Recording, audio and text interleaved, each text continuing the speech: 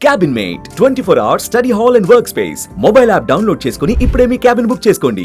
Hi hello welcome to Suman TV. నేను మీ Roshan. So మనకు తెలిసిందే, నిన్న నైట్ కూడా చాలా చోట్ల వాళ్ళ డ్రోన్స్ అండ్ కాల్పులు జరగటం, పాకిస్తాన్ ఎదురు దాడికి పాల్పడుతుందని చెప్పేసి తెలిసిన విషయమే. కాబట్టి ఫిరోజ్పూర్లో నిన్న నైట్ దాదాపు 10 డ్రోన్స్ దాకా వదిలారు, కాల్పులు జరుపుతున్నారు. ఆ కాల్పుల్లో చాలామంది భారతీయులు వాళ్ళ కుటుంబాలతో అక్కడ ఉన్నారు. అండ్ కొంతమంది అయితే ఫ్యామిలీస్ ప్రెగ్నెంట్తో కూడా ఉన్నారు. అండ్ అక్కడి నుంచి వాళ్ళని తరలించాలని ప్రయత్నిస్తున్నప్పటికి కూడా కుదరలేదు. కాబట్టి ఇవాళ ఒక స్పెషల్ ట్రైన్‌తో ఢిల్లీ దాకా పంపించి అక్కడి నుంచి వాళ్ళ వాళ్ళ ప్రదేశాలకు పంపాలని చెప్పి కూడా ఆర్మీ ప్లాన్ చేస్తుంది. బట్ దానిలో భాగంగానే ఇప్పుడు నిన్న నైట్ నాకు వేరే త్రూ నాకు ఒక నెంబర్ వచ్చింది అక్కడున్న ఫ్యామిలీస్‌కి సంబంధించి. అండ్ తను ప్రెగ్నెంటు అండ్ వాళ్ళ హస్బెండ్ కూడా 3-4 డేస్ అయింది అండ్ పోరాడుతున్నారు, ఇంటికి రాలేదు. మిగతా వాళ్ళు కూడా తెలుగు వాళ్ళందరూ కూడా అక్కడే ఉన్నారు. కాబట్టి దానిలో సుకన్య అని ఒక తెలుగు అమ్మాయి, కడప అమ్మాయి ప్రజెంట్ మనతో మాట్లాడటానికి అక్కడ జరిగిన సిచ్యువేషన్ ఏంటి, ఎలా ఉంది అసలుకి పరిస్థితుల్లో ఒకసారి ఆమెతో మాట్లాడి తెలుసుకుందాం. హలో సుకన్య, ఎలా ఉన్నారు? అంతా సేఫ్గా ఉందా ఫిరోజ్పూర్లో? నిన్న అసలు ఏమైంది? బాంబ్ అటాక్స్ నైట్ 8:30కి అనుకుంటా అటాక్ స్టార్ట్ అయిపోయింది. 10 వరకు కంటిన్యూగా ఇటు సైడ్ మన ఆర్మీ వాళ్ళు ప్లస్ అటు సైడ్ వాళ్ళు డ్రోన్స్ వాళ్ళు వేయడము, దాన్ని మన వాళ్ళు అటాక్ చేయడము. జెంట్స్ వాళ్ళు బార్డర్ ఏరియాలో డ్యూటీ చేయడానికి వెళ్ళిపోయారు అనమాట. ఓకే. ఏదైనా ప్రాణ నష్టం జరిగిందా? ఎవరైనా మీకు తెలిసిన కొలీగ్స్ ఎవరైనా కానీ? ముందే ప్రోటోకాల్స్ వచ్చాయి, ఎలా ఉండాలి సేఫ్ గా అని చెప్పేసి మేము అవన్నీ ఫాలో అవుతూ జాగ్రత్తగా ఉన్నాము. అమ్మా, మీది వీడియో బ్రేక్ అవుతుంది, అక్కడ సిగ్నల్స్ సరిగా లేవనుకుంటా. కాదమ్మా, ఇప్పుడు ఫిరోజ్పూర్లో ఎన్ని రోజుల నుంచి జరుగుతున్నాయి మీకు ఈ కాల్పులు కావచ్చు, మిసైల్స్ వాళ్ళు పాక్ వాళ్ళు వదలటం కావచ్చు, లేకపోతే యుద్ధం చేయటానికి ఫిరోజ్పూర్లోకి కూడా ఎంటర్ అయ్యారా, లేకపోతే ఓన్లీ మిసైల్స్ వదలటం లేకపోతే కాల్పులు జరగటం మాత్రమే జరుగుతుందా? మొన్న ఫస్ట్ అటాక్ జమ్మూ సైడ్ జరిగింది, తర్వాత రాజస్థాన్ మీద జరిగింది. బట్ నిన్న నైట్ మాత్రం ఎగ్జాక్ట్ గా మేము ఉన్న చోట ఫిరోజ్పూర్ ఏదైతే బార్డర్ ఏరియాలో ఉందో పంజాబ్ సైడ్, ఇప్పుడు మిడిల్ పార్ట్ మొత్తం అటాక్ చేయడం స్టార్ట్ చేశారనమాట వాళ్ళు. ఓకే. కానీ లక్కీగా మా సోల్జర్స్ అక్కడ యాక్టివ్గా ఉండడం వల్ల మాకు ఎలాంటి ప్రమాదం అయితే జరగలేదు. వాళ్ళు అక్కడ డ్యూటీ చేస్తున్నారు కాబట్టి ఇక్కడ మేము జాగ్రత్తగా ఉండగలిగాము. ఓకే. ఆల్రెడీ విన్నాం మనం, మన తెలుగు జవాన్ కూడా ఒక అతను కాల్పుల్లో చనిపోయారు. అలాంటిది ఏమైనా మనం వినాల్సి వస్తుంది, ఏమైనా భయంగా ఉంది? మన వాళ్ళు అక్కడ ఏదైనా ప్రాణ నష్టం జరిగిందా? తెలుగు వాళ్ళకి కావచ్చు, ఫ్యామిలీస్కి కావచ్చు, లేకపోతే ఆర్మీ జవాన్స్కి కావచ్చు? అంత అయితే ఏం లేదు సార్. యాక్చువల్ గా అయితే మా హస్బెండ్స్ ఎవరు ఇక్కడ మా దగ్గర లేరు. బట్ మా ఫ్యామిలీ సేఫ్టీ కోసము కొంతమంది ఆర్మీ పర్సన్స్ ఉన్నారు. ఇప్పుడు వాళ్ళ ద్వారానే మేము సేఫ్ గా ట్రైన్ ఎక్కాము. ఢిల్లీ వరకు మా ట్రైన్ ఉంది. అక్కడ నుంచి మేము ఎవరి ఫ్యామిలీ వాళ్ళు అక్కడ నుంచి డిస్పాచ్ అయిపోతాము. ఎవరిని ఇక్కడ పిలుచుకోలేని పరిస్థితిలో ఉన్నామన్నమాట. మమ్మల్ని తీసుకెళ్ళడానికి ఒకవేళ వస్తే వాళ్ళు కూడా డేంజర్ సిచ్యువేషన్ లోని ఉండాల్సి వస్తుంది అని చెప్పేసి మిగతా మా హస్బెండ్స్ అందరూ బార్డర్ ఏరియాలోకి వెళ్ళి అక్కడ డ్యూటీ చేస్తున్నారు. వాళ్ళు అక్కడ ఉన్నారు కాబట్టి మేము ఇక్కడ సేఫ్ గా ఉండగలిగాం. ఓకే. ఇప్పుడు మీ వారు కూడా డ్యూటీలోనే ఉన్నారమ్మా? మీ వారు కూడా డ్యూటీలోనే ఉన్నారు అక్కడ ఇప్పుడు? డ్యూటీలోనే ఉన్నారు సార్. ఓకే. ధైర్యం చెప్పి పంపించారా మీకు? మేము ధైర్యంగా ఉన్నాము, ఇబ్బంది లేదు, ఫైట్ చేస్తాము, భారత్ కోసం నిలబడతాము, మీరేం ఇబ్బంది పడొద్దు, బాధపడొద్దు మా గురించి అని ధైర్యంగా చెప్పి పంపించారా? ధైర్యం చెప్పడమే కాదు, నేను యాక్చువల్లీ ప్రెగ్నెంట్, 8 months ప్రెగ్నెంట్. నాకు అనిపిస్తుంది నేను కూడా మీతో పాటు వస్తాను, ఎంతో కొంత స్టాండ్ అయ్యి మీకు హెల్ప్ చేస్తాను, ఏదో మాకు వచ్చినంత వరకు. నాకు చాలా ఇదిగా ఉంది వదిలిపెట్టి వెళ్ళాలంటే. అసలు మా పరిస్థితి ఎలా ఉందంటే ప్రతి ఒక్క వైఫ్ ఏడుస్తున్నారు సార్. 1 week అయిపోయింది. సివిలియన్స్ కి ఈ పెయిన్ తెలియదు అనమాట. ఎవరైతే బార్డర్ ఏరియాలో డ్యూటీ చేస్తున్నారో వాళ్ళ పేరెంట్స్ కి, వాళ్ళ వైఫ్ కి, వాళ్ళ పిల్లలకి తెలుసు అంటే క్రిటికల్ సిచ్యువేషన్ లో ఉన్నామనేది. ఏ క్షణంలో ఏం జరుగుతుందో తెలియదు, వాళ్ళు ఏ టైంలో అటాక్ చేస్తున్నారో కూడా తెలియదు. ఓకే. కాదమ్మా, అందరూ ఆల్మోస్ట్ మీరు చెప్పారు ఒక మాట, మేమందరం ఆడవాళ్ళం అయినప్పుడు కూడా వాళ్ళ భార్యలుగా మేము కూడా ఉండి పోరాడతామని మీరు ఒక మాట అన్నారు చూసారా? అది కూడా మీరు 8 మంత్స్ ప్రెగ్నెంట్ అని చెప్పారు. నిజంగా హ్యాట్సప్ అమ్మ మీకు అసలకి. అంటే మీరు అక్కడ ఉన్న సిట్యుయేషన్స్ చూసారు కాబట్టి మీకు తెలుసు. అటాక్ జరుగుతున్న సిచ్యువేషన్ చూస్తుంటే అసలు మాకు మాకు మా పిల్లలు ఉన్నారు కాబట్టి మేము ఇంటికి వెళ్ళాలనుకుంటున్నాము సేఫ్ గా. మా హస్బెండ్స్ కూడా మేము సేఫ్ గా ఇంటికి వెళ్ళిపోతే వాళ్ళు అక్కడ పీస్ఫుల్ గా వర్క్ చేసుకోగలుగుతారు. ఫ్యామిలీ మీద భయం లేకుండా ఉంటదని చెప్పేసి మమ్మల్ని అందరినీ డిస్పాచ్ చేసేసారనమాట. ఓకే. అసలు మేము సెండ్ ఆఫ్ చెప్పడానికి కూడా వాళ్ళ పక్కన లేదు. అసలు ఇక్కడ నుంచి దాటుకొని వెళ్తుంటే మేము వెళ్తాము సేఫ్ గానే ఉంటాము. వీళ్ళు ఇది ఎన్ని రోజులు పడుతుంది, నెల పడుతుందో, 2 నెలలు పడుతుందో, 3 నెలలు పడుతుందో, ఇంటికి ఎలా వస్తారో కనీసం వెళ్ళిన వాళ్ళు సార్ తింటున్నారా తినట్లేదా మాకు కాల్స్ కూడా లేవు అసలు వాళ్ళ సైడ్ నుంచి. నేను కాల్ చేస్తే వాళ్ళు ఎత్తారు, వాళ్ళు రిటర్న్ కాల్ చేయడానికి కూడా వాళ్ళకి టైం లేదు అక్కడ. 24/7 వాళ్ళు ఆన్ డ్యూటీలోనే ఉన్నారు. అది ఎండకు ఉంటున్నారు. ఇక్కడైతే 2-3 డేస్ నుంచి పిడుగులు పడుతున్నాయి, ఫుల్ రైన్. ఆ టైంలో కూడా వాళ్ళకి నిలబడుకొని వాళ్ళ గన్నులు పట్టుకొని డ్యూటీ చేస్తున్నారు. మాకైతే అసలు 1 వీక్ అయింది. పిల్లల కోసం మేము స్ట్రాంగ్ గా ఉంటున్నాం. మేము వీక్ అయితే పిల్లలు ఏమైపోతారా అని చెప్పేసి వాళ్ళని తలుచుకుంటేనే అసలు చాలా బాధగా ఉంటుంది. ఓకే. ఎన్ని రోజులైందమ్మా మీ వారిని చూసి మీరు? 5 డేస్ అవుతుంది సార్. 5 డేస్ అయింది. సో 5 డేస్ నుంచి ఫోన్ లేదు, కాంటాక్ట్లో ఎవరు లేరు. ఒకవేళ ఫోన్ చేసినా లిఫ్ట్ చేయట్లేదు. అంతా కూడా వాళ్ళు 24/7 వాళ్ళు చేస్తే జస్ట్ ఒక 2 మాటలు మాట్లాడుతున్నారు. నేను బాగానే ఉన్నాను, మీరు టెన్షన్ తీసుకోవద్దు. ఓకే.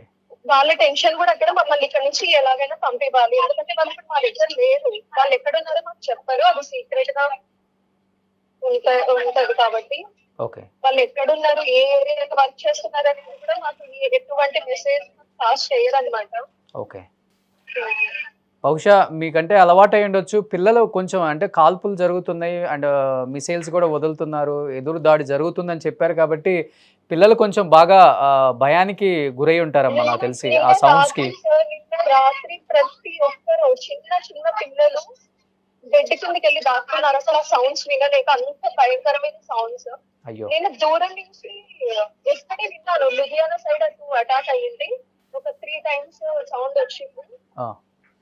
కానీ నిన్న జరిగింది మాత్రం మేమున్న చోట జరిగింది. కంటిన్యూగా ఒక 1 hour వరకు ఇటు సైడ్ మన వాళ్ళు అటాక్ చేస్తున్నారు, అటు సైడ్ వాళ్ళు అటాక్ చేస్తున్నారు.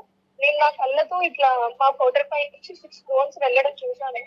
మళ్ళీ అది అక్కడే పేలిపోవడం కూడా చూసాను. అసలు ఆ సౌండ్స్ ఎంత భయంకరంగా ఉన్నాయంటే పిల్లలు అయితే అసలు అన్నం కూడా తినలేదు ఆ భయంతో. అమ్మ మనం వెళ్ళిపోదామని ప్రతి ఒక్కరు అలానే ఏడుస్తున్నారు.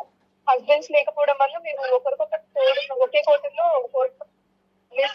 పిలిపించుకొని అందరం ఒకే చోట ఉన్నాం నైట్ అంతా సేఫ్ గా. ఏ క్షణంలో ఏం జరుగుతుందో తెలియదు. అంటే మిమ్మల్ని బంకర్స్ కి తరలించారా ఈ 3-4 డేస్, లేకపోతే మీకు ఇచ్చిన క్వార్టర్స్ లోనే ఉండాల్సి వచ్చింది అసలుకి?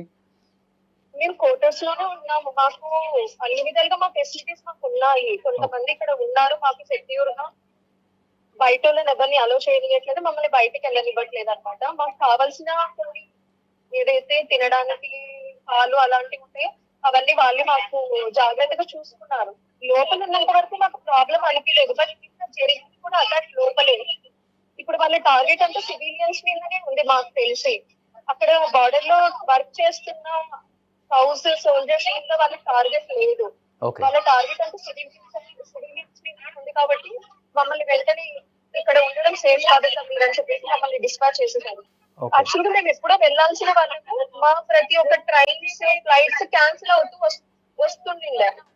దానివల్ల మేము ముందే బయలుదేరలేకపోయాం అనమాట. ఓకే. ఎంతమంది ఉన్నారు మన తెలుగు వాళ్ళు, అంటే ఫ్యామిలీస్? అంటే అక్కడ మన తెలుగు వాళ్ళు నాకు తెలిసి మా యూనిట్ లో ఒక 6-7 మెంబర్స్ ఫ్యామిలీస్ ఉన్నారు. మేమందరం ఇప్పుడు ఒకే ట్రైన్ లో ఉన్నాము. వేరే సీట్లలో ఉన్నాము ప్రెసెంట్. ఓకే. అందరం బయలుదేరుతున్నాము. సో ఎప్పుడైతే కాల్పులు ఆపేశారో అప్పుడు స్టార్ట్ అయ్యారు మీరు లోపల నుంచి బయటికి రావటం? కాల్పులు 10:30కి వర్షం పడింది. దాని తర్వాత కొంచెం సైలెంట్ అయిపోయింది. దాని తర్వాత అయితే జరగలేదు. మళ్ళీ 5:30కి ఇటు సైడ్ శ్రీనగర్ సైడ్ జెట్లు టు పాకిస్తాన్ వాళ్ళు వచ్చారు, 2 వచ్చారు. మరి సోల్జర్స్ వాళ్ళు టెర్రరిస్ట్ తెలియదు. ఆ న్యూస్ విన్నాను అనమాట. సో కాల్పులు అయితే వాళ్ళు జరపడం అయితే నైట్ స్టార్ట్ చేస్తే మార్నింగ్ దాకా ఏదో ఒక విధంగా కాల్పులు అయితే చేస్తూనే ఉన్నారు. పాకిస్తాన్ వాళ్ళు ఏమాత్రం వాళ్ళ టార్గెట్ నైటే సార్. ఆ. వాళ్ళ టార్గెట్ నైటే. సో ఇక్కడ మా యూనిట్ మా ఫ్యామిలీ మెంబర్స్ ఒక 60-70 మెంబర్స్ ఉంటారు. అందరికి మేము స్టేటస్ పెట్టి అప్డేట్ పెడుతున్నాం అనమాట. పొరపాటున కూడా ఏ లైట్స్ ఆన్ చేయొద్దండి. బయట బాల్కనీ లైట్స్, ఇంటి లైట్స్, మొబైల్ టార్చ్ లైట్స్ ఏవి ఓకే అది సేఫ్ కాదని చెప్పేసి కొంచెం మా ప్రోటోకాల్స్ మాకు ఉన్నాయి. మేము అవన్నీ ఫాలో చేసుకుంటూ కేర్ఫుల్ గా ఉన్నాము. లైట్స్ ఎక్కడైతే ఉన్నాయో డ్రోన్స్ ఎగ్జాక్ట్ గా వచ్చి అక్కడే పడుతున్నాయి. ఓ నిన్న జరిగిన ఇన్సిడెంట్ లో నాకు అర్థమైంది ఇదే. అందుకే అనిపిస్తుంది మాకు ఇదంతా ఒక 10 days ముందు ప్రాక్టీస్ చేయించారు అనమాట. సైరన్ సౌండ్ రాగానే పిల్లలందరూ లోపలికి వెళ్ళిపోయి బయట ఎవరు ఉండకూడదు, లైట్స్ ఏది ఆన్ లో ఉండకూడదు. చాలా కష్టం నిజంగా. లైట్లు ఇంట్లో ఏమి క్యాండిల్ కూడా వెలిగించకూడదు అనేది కూడా చాలా కష్టం పిల్లలతో అసలుకి. పాపం నిజంగా అంతా క్లోజ్ చేసేసుకున్నాక ఒక దీపం పెట్టుకోవడమా, చిన్న టార్చ్ పెట్టుకోవడమా, అది కూడా బయటకి షాడో వెళ్ళకుండా అలా మెయింటైన్ చేసుకున్నాం అనమాట. ఓకే ఫుడ్ వరకు డే టైమ్ లోనే ప్రిపేర్ చేసుకొని నైట్ వరకు అదే అడ్జస్ట్ అయ్యేలా సెట్ చేసుకునే వాళ్ళము. ఓకే నిజంగా ఆర్మీ ఫ్యామిలీస్ అందరికీ సెల్యూట్ అమ్మా. ఎంతో కష్టపడుతున్నారు. అటు పక్కన మీ మీ అందరి హస్బెండ్స్ కావచ్చు, ఒకవైపు మీరు ఫ్యామిలీస్ అక్కడ ఉండి పిల్లలతో అండ్ ఇన్ని కష్టాలు పడుతున్నారు అనేది ఎవరికి తెలియదు. ఒక్కసారిగా నేను మీ మెసేజ్ చూడగానే నాకు చాలా బాధ అనిపించింది. నైట్ కాల్పులు స్టార్ట్ అయినాయి, చాలా టూ మచ్గా సౌండ్స్ వస్తున్నాయి. పిల్లల చాలా అసలు ఆ టైంలో ఎవ్వరు లేరు సార్. అసలు అక్కడ అటాక్ జరుగుతుందన్న విషయం కూడా ఎవ్వరికి తెలియదు. అసలు అది సడన్ గా మేము ఆ సాంగ్స్ వినంగానే మేము అసలు ఎంత అట్లా బాడీ అంతా షివర్ అయిపోయింది మాకు.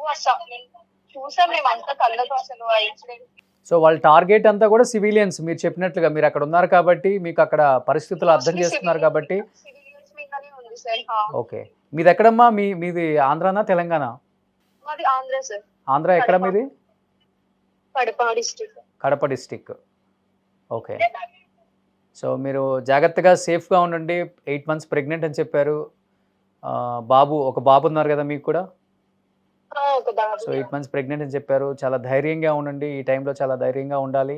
అండ్ ఏ బ్యాడ్ న్యూస్ మనం వినకూడదనే కోరుకుంటున్నాము. అందరూ కూడా చాలా గట్టిగా పోరాడుతున్నారు భారత్ కోసం. దానిలో మీరు కూడా భాగం అని చెప్పుకోవచ్చు చెప్పాలంటే. చాలా హ్యాపీగా ఉండండి అమ్మా. ఇప్పుడు మనం అందరం ప్రే చేయాల్సింది ఇది. మన వాళ్ళకు ఏ ప్రమాదం జరగకూడదు. అందరూ సేఫ్ గా ఉండాలి. అందరూ అదే కోరుకుందాం. ఇరువైపులా చాలా నష్టం జరుగుతుంది. పీస్ఫుల్ గా ఇదంతా సాల్వ్ అయిపోవాలి. 3-4 months టైం పట్టినా పర్లేదు, కానీ అందరూ మా వాళ్ళందరూ మాకు సేఫ్ గా రిటర్న్ రావాలనేది మేము దేవుని ప్రార్థిస్తున్నాము. సుకన్య, యాజ్ ఎ బ్రదర్గా చెప్తున్నాను, చాలా ధైర్యంగా ఉండమ్మా. ఈ టైంలో చాలా ధైర్యంగా ఉండాలి నువ్వు. నెక్స్ట్ మంత్ డెలివరీ ఉండొచ్చు మీకు. మీ పేరెంట్స్ చాలా హ్యాపీగా ఫీల్ అవుతుంటారు, ఎందుకంటే మీరు బ్యాక్ వస్తున్నారు. ఈ టైంలో చాలా ఇంపార్టెంట్ తల్లిదండ్రుల దగ్గర ఉంటాం మీరు. మిగతా ఫ్యామిలీస్కి కూడా చెప్పమ్మా, ఒకసారి కన్వే చేయి, అందరినీ ధైర్యంగా ఉండమని చెప్పండి. మన వాళ్ళకి ఏమి కాదు, అందరూ ఎదిరించి పోరాడి నిలిచి భారత్ జెండాని ఎగరేస్తారు. అంత టాలెంట్ ఉంది. సో అదే జరగాలని మనస్ఫూర్తిగా కోరుకుందాం. జై హింద్, జై భారత్ అమ్మ. Thank you so much Sukanya. జై హింద్.